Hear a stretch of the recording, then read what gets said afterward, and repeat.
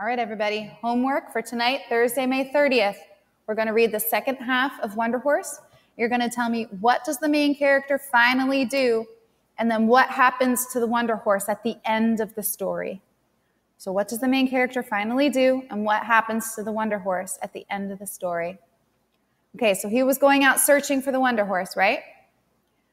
It must have been midday, I don't know. Time had lost its meaning. I found him. On a slope stained with sunlight, we saw one another at the same time.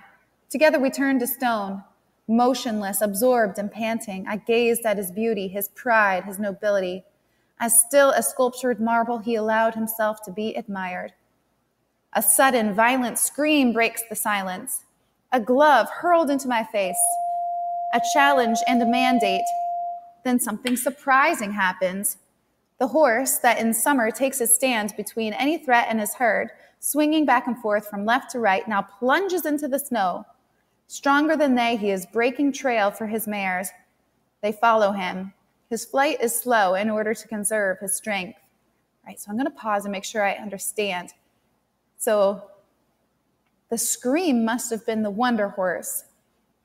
And he must be challenging our character, our narrator, to do something, maybe to follow him. And he's going out into the snow and making a trail for the female horses in his group, in his pack there. And he's plunging through the snow so that they can follow him. I follow, slowly, quivering, thinking about his intelligence, admiring his courage, understanding his courtesy. The afternoon advances. My horse is taking it easy. One by one, the mares become weary. One by one, they drop out of the trail. Alone, he and I, my inner ferment bubbles to my lips.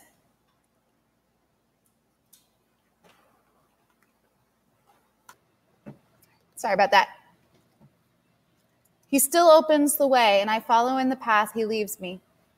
Behind us, a long, deep trench crosses the white plain. My horse, which has eaten grain and good hay, is still strong. Undernourished as the white horse is, his strength is waning, but he keeps on because that is the way he is. He does not know how to surrender. I now see black stains over his body. Sweat and the wet snow are revealed, the black skin beneath the white hair. Snorting breath turned to steam tears the air. White spume above white snow. Sweat, spume and steam. Uneasiness. I felt like an executioner. Ooh, what's an executioner? I'm pretty sure that's someone that kills somebody else. So he's beginning to feel a little bit uneasy, like he's going to kill the Wonder Horse. But there was no turning back. The distance between us was growing relentlessly shorter. God and nature watched indifferently. I feel sure of myself at last. I untie the rope, I open the lasso and pull the reins tight. Every nerve, every muscle is tense. My heart is in my mouth. Spurs pressed against trembling flanks. The horse leaps. I whirl the rope and throw the obedient lasso.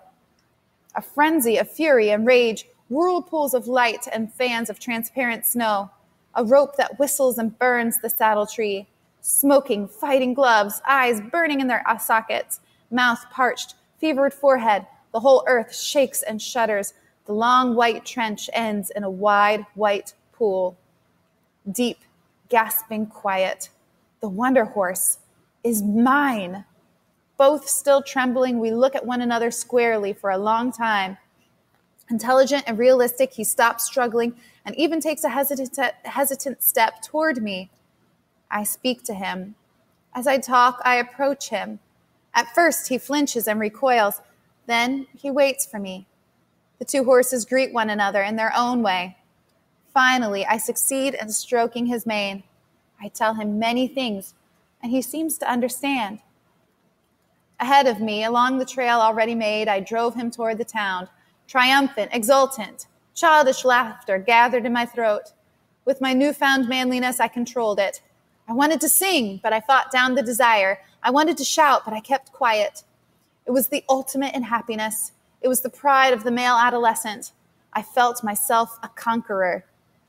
Occasionally, the Wonder Horse made a try for his liberty, snatching me abruptly from my thoughts. For a few moments, the struggle was renewed. Then we went on.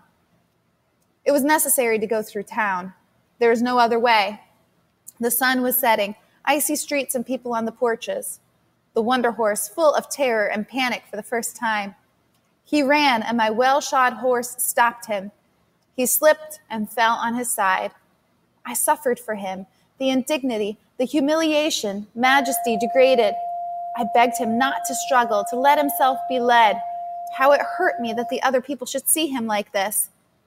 Finally, we reached home. What shall I do with you, Mago? All right, Mago is Spanish for magician or wizard. If I put you into the stable or the corral, you are sure to hurt yourself. Besides, it would be an insult. You aren't a slave. You aren't a servant. You aren't even an animal. I decided to turn him loose in the fenced pasture. There, little by little, Mago would become accustomed to my friendship and my company. No animal had ever escaped from that pasture. My father saw me coming and waited for me without a word. A smile played over his face, and a spark danced in his eyes. He watched me take the rope from Mago, and the two of us thoughtfully observed him move away. My father clasped my hand a little more firmly than usual and said, "That was a man's job." That was all. Nothing more was needed. We understood one another very well. I was playing the role of a real man, but the childish laughter and shouting that bubbled up inside me almost destroyed the impression I wanted to create. That night I slept little, and when I slept, I did not really know that I was asleep. For dreaming is the same when one really dreams, asleep or awake. I was up at dawn. I had to go see my Wonder Horse. As soon as it was light, I went out into the cold to look for him. The pasture was large. It contained a grove of trees and a small gully. But the Wonder Horse was not visible anywhere. But I was not worried. I walked slowly, my head full of the events of yesterday and my plans for the future. Suddenly, I realized that I had walked a long way. I quickened my steps. I look apprehensively around me. I begin to be afraid. Without knowing it, I begin to run, faster and faster. He is not there. The Wonder Horse has escaped. I search every corner where he could be hidden. I follow his tracks. I see that during the night he walked incessantly, sniffing, searching for a way out. He did not find one. He made one for himself. I followed the track that led straight to the fence, and I saw that the trail did not stop, but continued on the other side. It was a barbed wire fence. There was white hair on the wire. There was blood on the barbs. There were red stains on the snow and little red drops in the hoof prints on the other side of the fence. I stopped there. I did not go any further. The rays of the morning sun on my face, eyes clouded and yet filled with light, childish tears on the cheeks of a man, a cry stifled in my throat, slow, silent sobs. Standing there, I forgot myself and the world and time. I cannot explain it, but my sorrow was mixed with pleasure. I was weeping with happiness.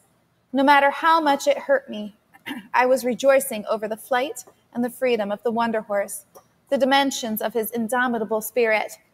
Now he would always be fantasy, freedom, and excitement. The Wonder Horse was transcendent. He had enriched my life forever. My father found me there. He came close without a word and laid his arm across my shoulders. We stood there looking at the white trench with its flecks of red that led into the rising sun. All right, so once again, your homework tonight, what does the main character finally do?